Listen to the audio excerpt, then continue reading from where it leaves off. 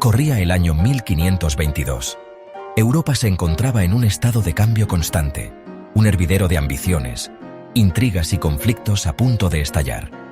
El Renacimiento, con su explosión artística y cultural, iluminaba el horizonte, pero también se cernían sombras de guerra sobre el continente. Las grandes casas reales, como los Habsburgo y los Valois, se disputaban la hegemonía en un juego de poder sin reglas. La religión también jugaba un papel fundamental en este escenario convulso. La Reforma Protestante, iniciada por Martín Lutero en 1517, sacudía los cimientos de la Iglesia católica y dividía a la cristiandad. En este contexto de inestabilidad, la península italiana se convertía en el campo de batalla donde las grandes potencias dirimirían sus diferencias. Italia, en el siglo XVI, no era un país unificado como lo conocemos hoy.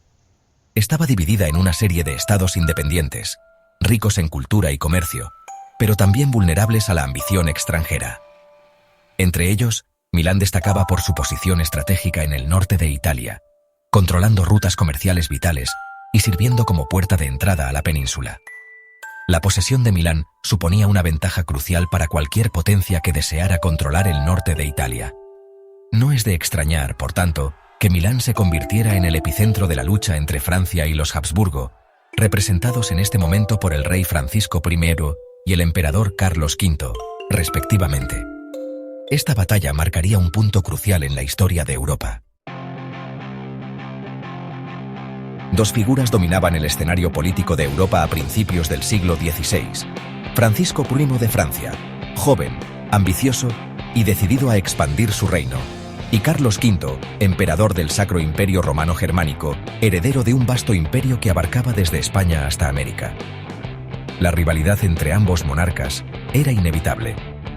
Francisco I, deseoso de gloria y poder, veía en Italia la oportunidad de aumentar su influencia y desafiar la hegemonía de los Habsburgo. Carlos V, por su parte, estaba decidido a proteger sus posesiones italianas, consideradas vitales para la seguridad de su imperio.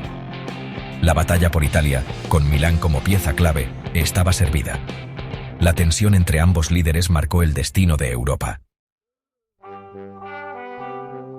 En este contexto de tensión creciente, los tercios españoles, la élite del ejército español, entran en escena. Forjados en los campos de batalla de Italia a finales del siglo XV, los tercios se habían ganado una reputación de invencibilidad gracias a su disciplina férrea, su entrenamiento riguroso y su dominio de las armas de fuego. Armados con arcabuces, picas y espadas, los tercios formaban unidades compactas y versátiles, capaces de adaptarse a diferentes terrenos y tácticas. Su disciplina y cohesión en combate eran legendarias, infundiendo miedo en sus enemigos y admiración en sus aliados. Los tercios se convertirían en la punta de lanza del poderío militar español durante el siglo XVI, y la batalla de Bicocca sería una de sus victorias más emblemáticas, consolidando su leyenda. El escenario de este enfrentamiento crucial sería Bicocca, una pequeña localidad cerca de Milán. El 27 de abril de 1522, las tropas francesas, lideradas por el almirante Bonnivet y el caballero Bayard, se preparaban para asediar Milán, defendida por las fuerzas imperiales de Carlos V, compuestas principalmente por tercios españoles bajo el mando de Prospero Colonna. Los franceses, confiando en su superioridad numérica y la potencia de su artillería, se desplegaron en una llanura abierta frente a las posiciones españolas, ubicadas en una colina fortificada. Parecía una victoria segura para los franceses, pero subestimaban la capacidad de resistencia y la disciplina táctica de los tercios. La batalla estaba a punto de comenzar. El precio de la osadía, la estrategia francesa y la disciplina española. La batalla se inició con un intenso bombardeo de la artillería francesa sobre las posiciones españolas. Sin embargo, los tercios, protegidos tras sus fortificaciones, resistieron el envite inicial sin perder la calma.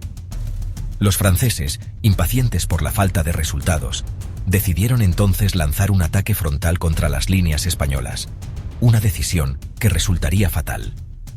La caballería francesa, liderada por el valiente pero impulsivo caballero Bayard, cargó colina arriba contra las posiciones españolas. Los tercios, disciplinados y organizados, esperaron pacientemente el momento oportuno para abrir fuego. Cuando los caballeros franceses se encontraban a tiro, una lluvia de plomo se abatió sobre ellos, diezmándolos y sembrando el caos en sus filas. La disciplina y la estrategia de los tercios españoles prevalecieron, marcando un hito en la historia militar.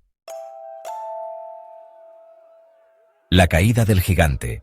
Consecuencias de la batalla de Bicoca.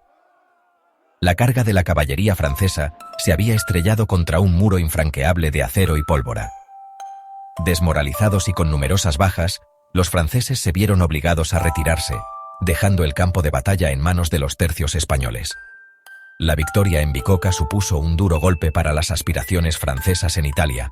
Francisco I, humillado por la derrota, se vio obligado a retirarse de Milán y abandonar sus planes de conquista. La batalla de Bicoca marcó un punto de inflexión en las guerras italianas, consolidando el dominio español en la región y afianzando la leyenda de los invencibles tercios españoles. El mito de los invencibles, el legado de los tercios españoles. La victoria en Bicoca no solo tuvo un impacto decisivo en el curso de las guerras italianas, sino que también contribuyó a forjar la leyenda de los tercios españoles.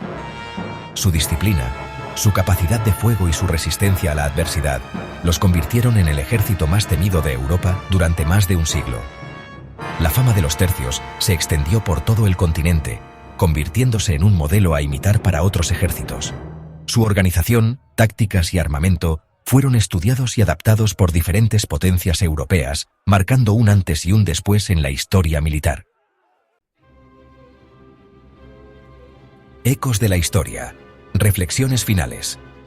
La batalla de Bicoca, un episodio aparentemente aislado en el complejo tapiz de la historia europea, encierra en realidad lecciones que trascienden el ámbito militar.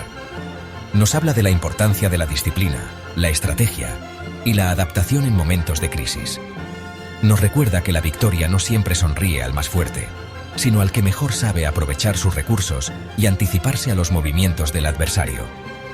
Pero sobre todo, Bicoca nos habla del valor humano, de la capacidad de sacrificio y la determinación de aquellos hombres, los tercios españoles, que con su sangre y su coraje escribieron una página gloriosa en la historia militar de España y de Europa.